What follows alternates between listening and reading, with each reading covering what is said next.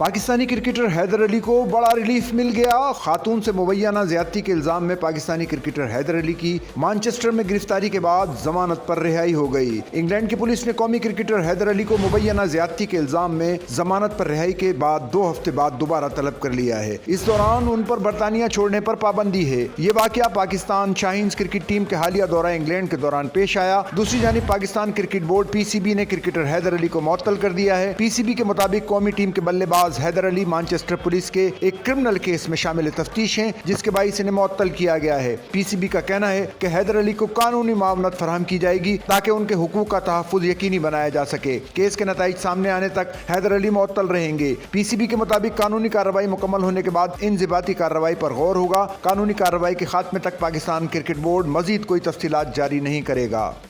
Sachal news net work کی videos میں خوش آمدید۔ ناظرین، ویڈیو سے متعلق اپنی قیمتی رائے کا اظہار کمنٹ باکس میں ضرور کریں اور چینل کو سبسکرائب کریں۔